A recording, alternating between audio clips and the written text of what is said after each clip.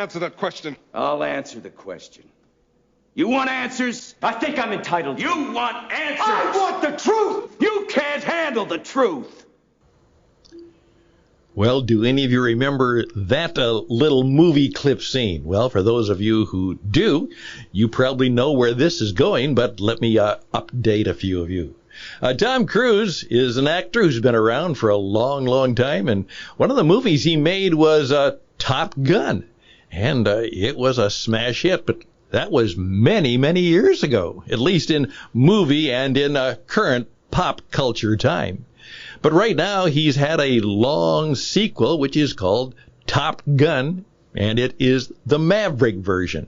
And of course, it's doing extremely well. It obviously hits the right note, makes people feel good, makes them feel good about America and patriotism, and feel good to see people doing brave and courageous and powerful things.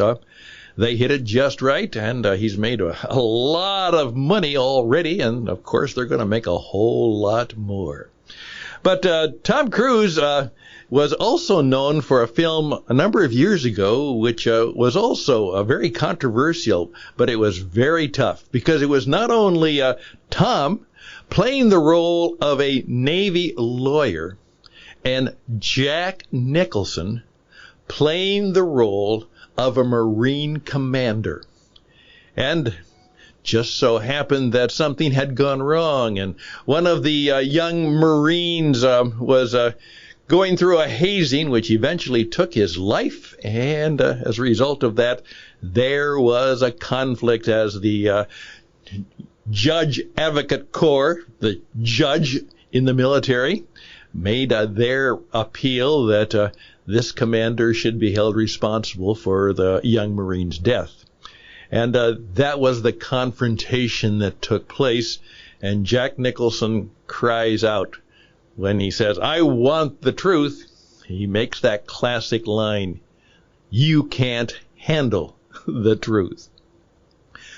Well, the truth is a hard thing to handle, and the truth is a hard thing to get a hold of, to get a handle on.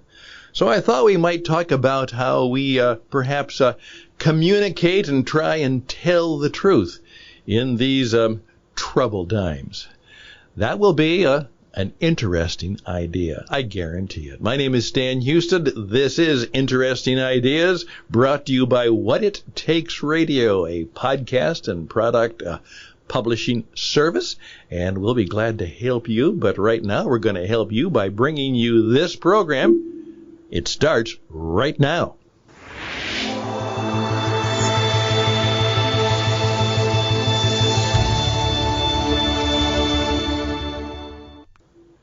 One of the signature stories that I tell quite often is about a man named Clement Stone. W. Clement Stone. Now, again, probably an unfamiliar name to most of you, but I'll give you a little bit of the history about him. He was truly a rags to riches story, a young man who clawed his way to the top and eventually became a world-class entrepreneur, had many businesses, and he very, very much had a financial services and insurance business, and he was the epitome of success in terms of what people thought success was. But he was also somebody who had a strong sense of wanting to communicate how one becomes successful, and about his view of life. And he was the founder of what is called PMA, and that is a positive mental attitude. And many of us know that part of the early motivational movement, particularly in the latter part, 60s, 70s, and 80s of the past century, was dealing just with that, how to win friends and influence people, still very popular. Also, the fact that, hey, psycho-cybernetics, what you think about, what you have inside of you, that is what'll come out of you.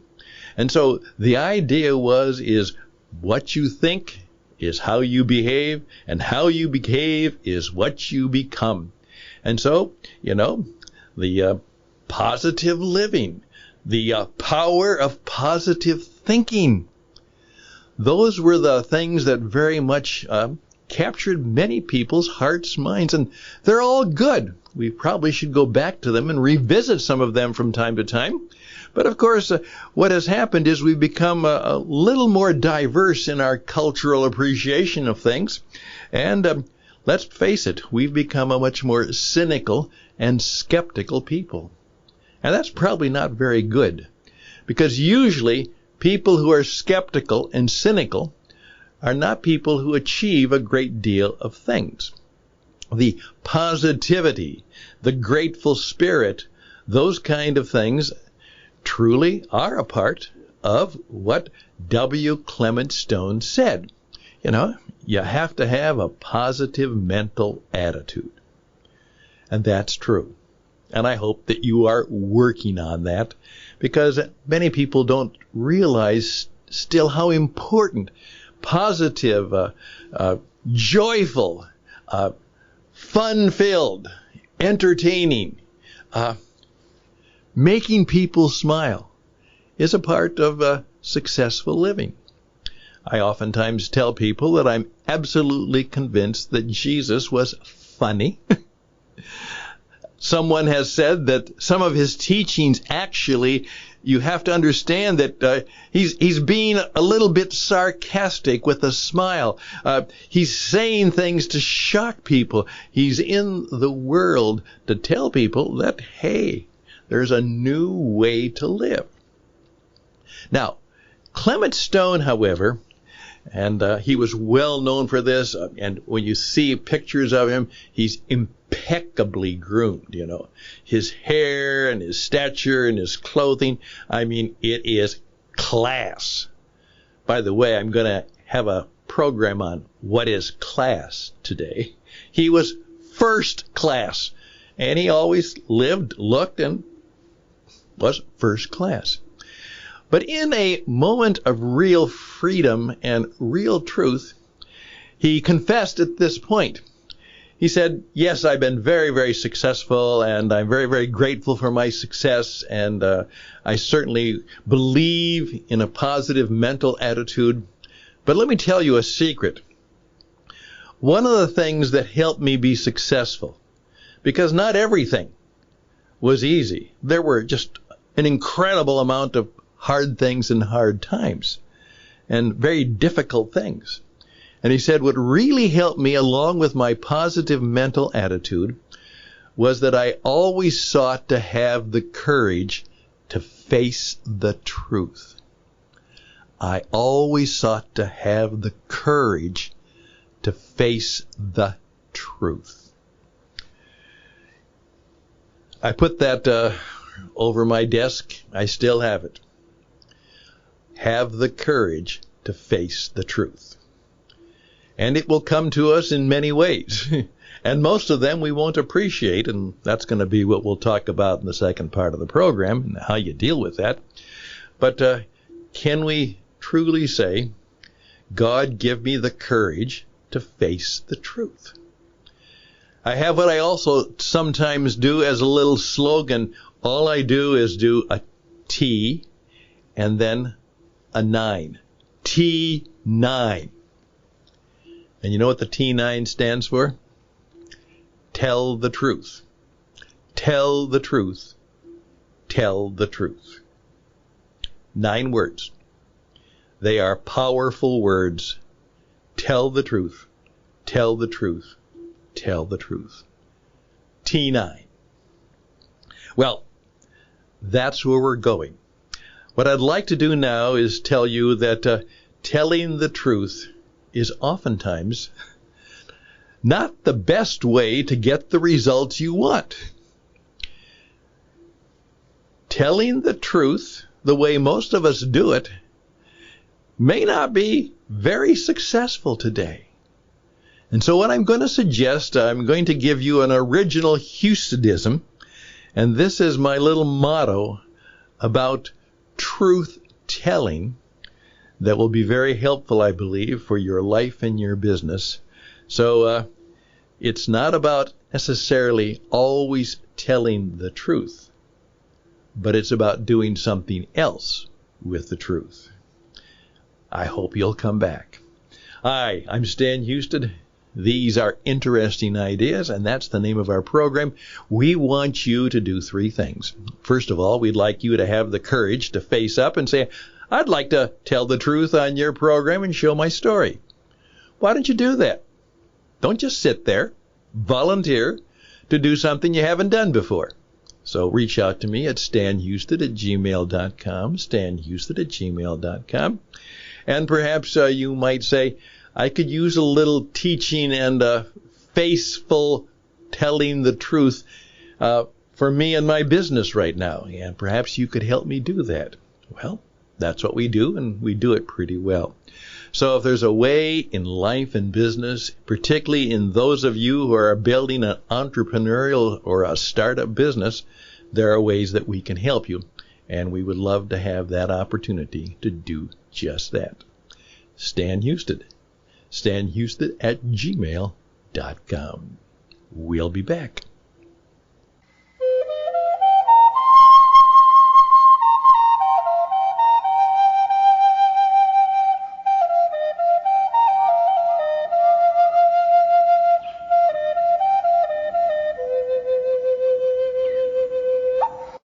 Here we go. I'm going to encourage you to write this down. But for many, many years, I've been sharing this when it first hit me.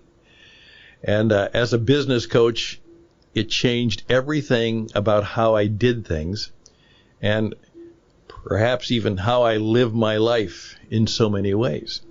Oftentimes people say they want the truth or prove it to me, show it to me. And of course, they said that the burden of this was on me. Well, that's true.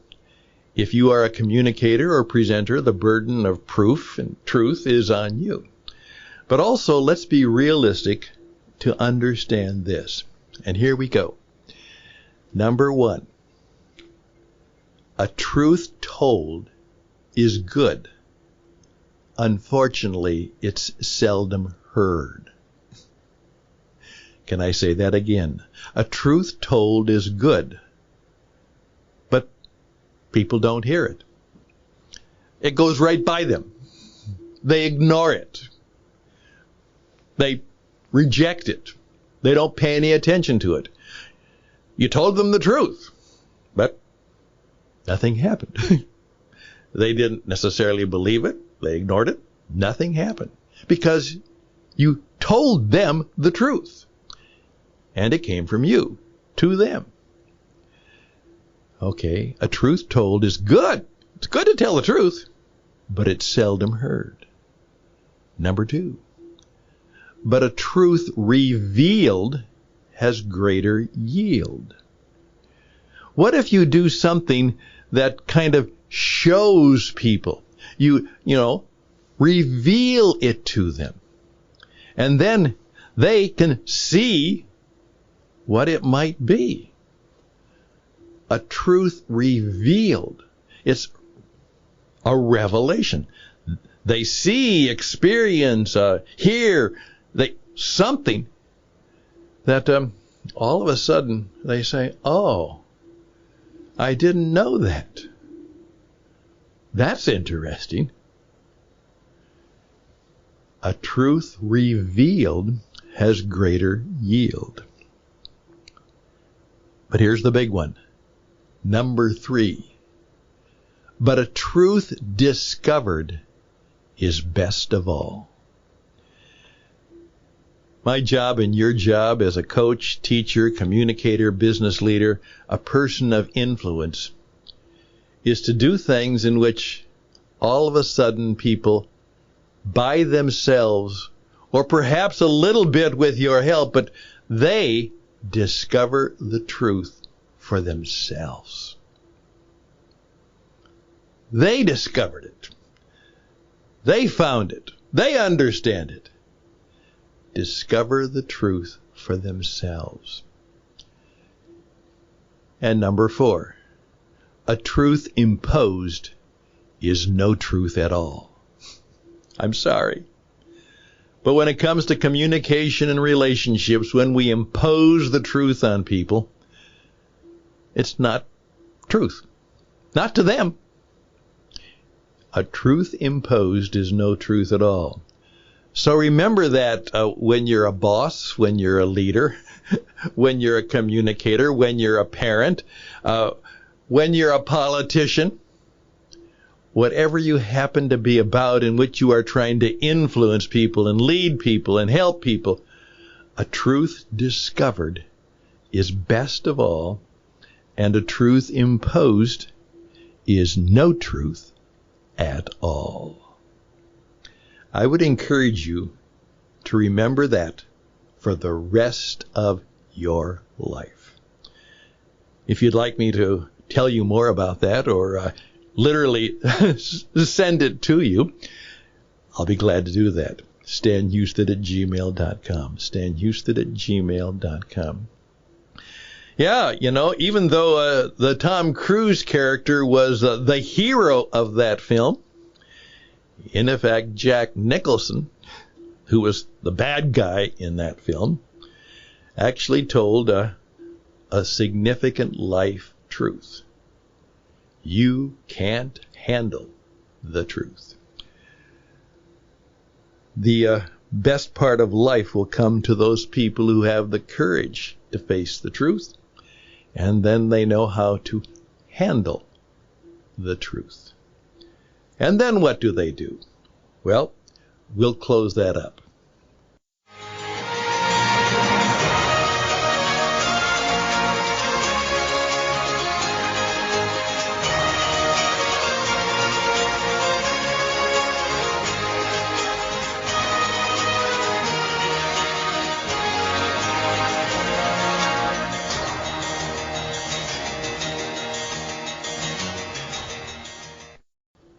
I hope this has been helpful to you. You might want to go back and watch that movie again. It was a few brave men.